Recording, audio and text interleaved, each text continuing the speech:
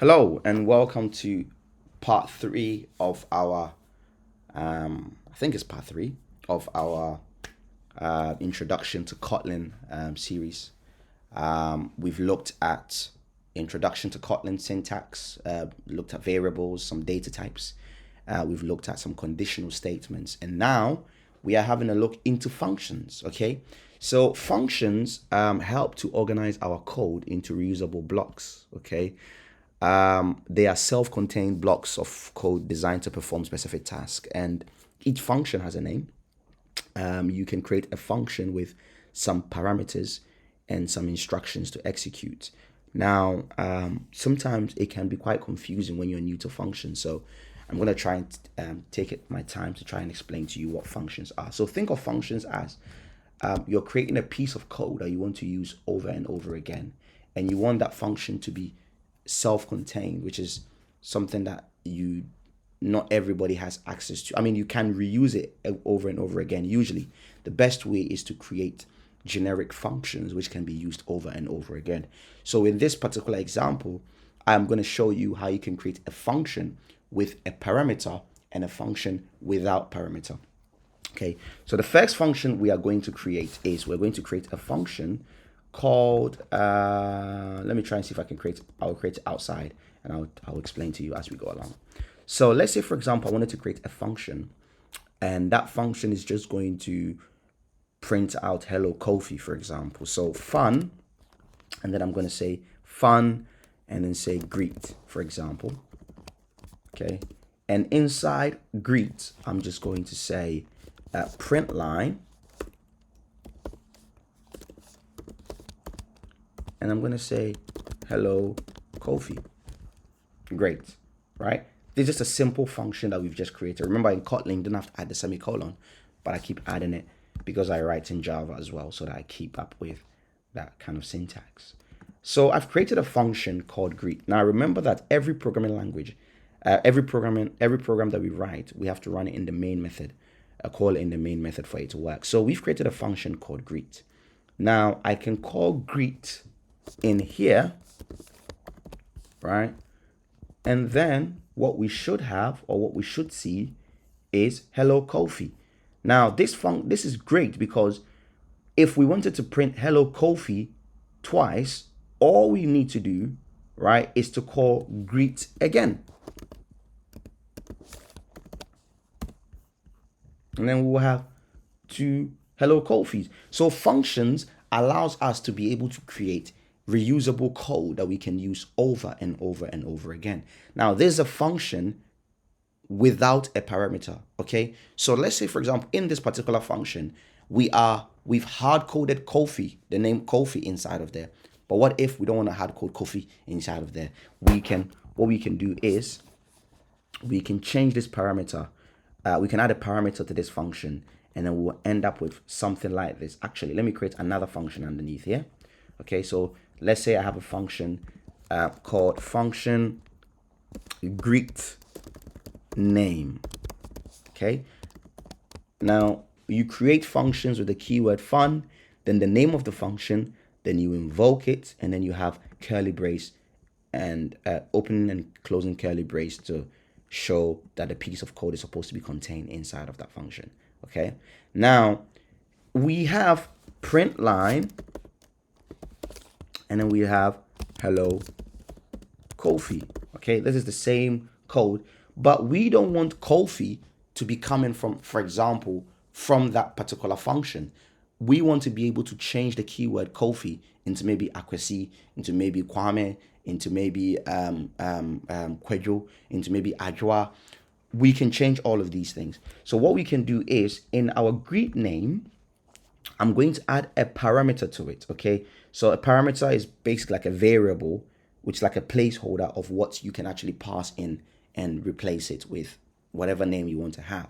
So in this case, I'm going to add a string parameter to it. So name, and it's going to be of a string, okay? So what I would do now is, instead of hard coding Kofi, I'm going to replace it, and I'm going to put this $ and put name in there. Okay, and then we can let's try it. Maybe this may not work. It may work. We will never know.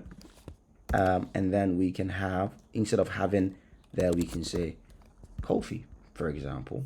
Actually, let's change it so that we don't have the same thing. Okay, I'm expecting. Okay, now listen to this, right?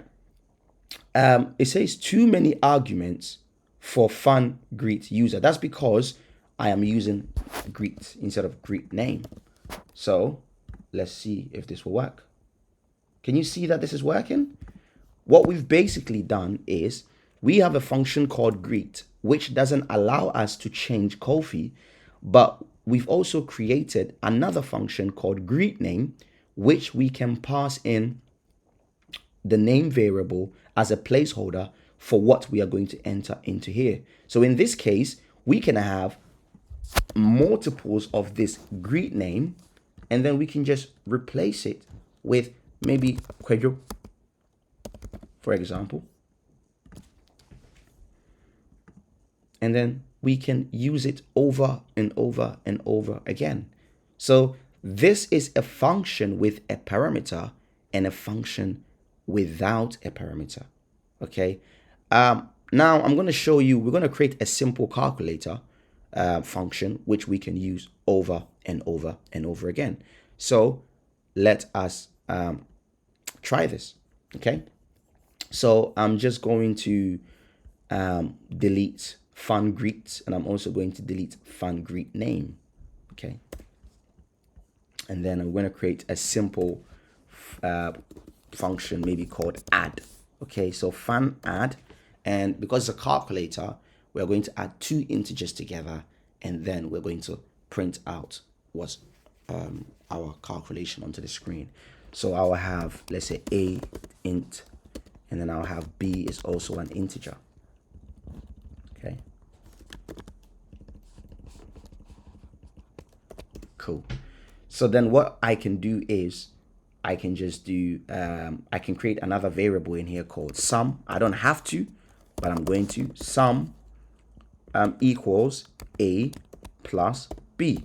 And then I can do print line, and then I can say total, right? Now, you notice that in the previous example I showed you, when I was using the variable, I used the dollar sign. When you use the dollar sign, it allows you to directly put a variable inside quotation marks. What you usually would see most people do is they will concatenate it here as well with a plus sign. But I just find it easier. Well, we just use the keyword sum, because if you use it here, you're just passing in the variable directly here as part of it. But I prefer to use the dollar sign in there. It just looks cool.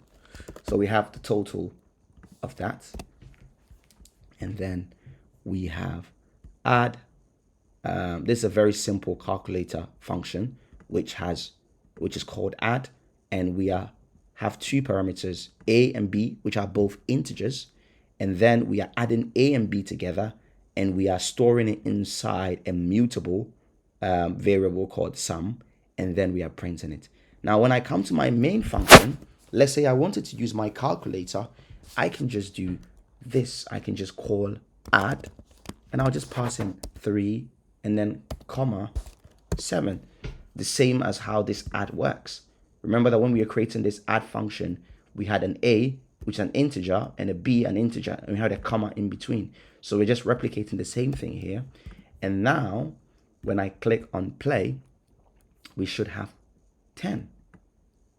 Okay, so this is a simple and function that allows us to add, and we can use it over and over and over again. So we basically created a calculator that we can use all throughout our programming language. We can add more stuff to it. Okay, now the next part of what I want to show you is a function with a return type. Okay, now a return type allows us to actually return a piece of information from that function and use it again. So in our fun.add at the moment, even though we are getting the keyword 3 and 7, okay, that's great. We get 10. But what if we wanted to use that 10 for something else?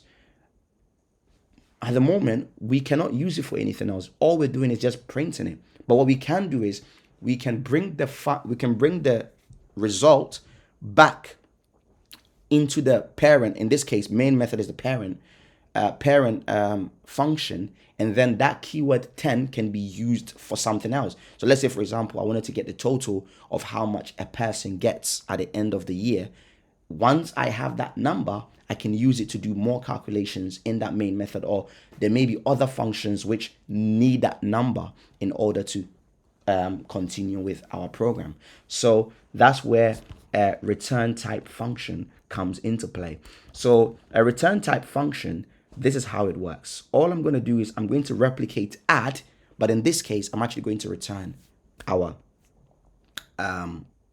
our total, so that we'll be able to use it for something else. So fun add same int, and then have b, and then have int again.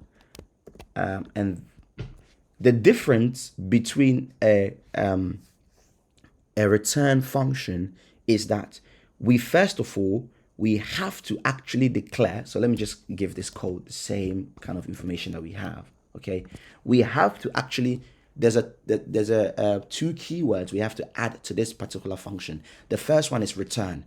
Return actually will help us to return a value from that function that we need to use. So I'm going to use this keyword return here, and I'm going to return sum. Now, you may think that this is it, right? So you may think that this is it. I'm just commenting out print line for now. You may think that this is it, right? But we need to actually tell our function what we are actually going to return. So in this case, because a plus b are both integers, is going to return an integer. So we need to add an int keyword to let the function know that we're actually returning an integer. Okay, so in this case, when we now use, let me call this add return, so that we have two different types of functions. So add return, what I can do is I can now create another variable and say total equals add return. Okay, and then I can pass in, let's say 10 and 20. And then what I can do is with this 10 and 20 now returning, I will now have the sum, and I can use it for something else. Okay, so that's what a return function allows you to do.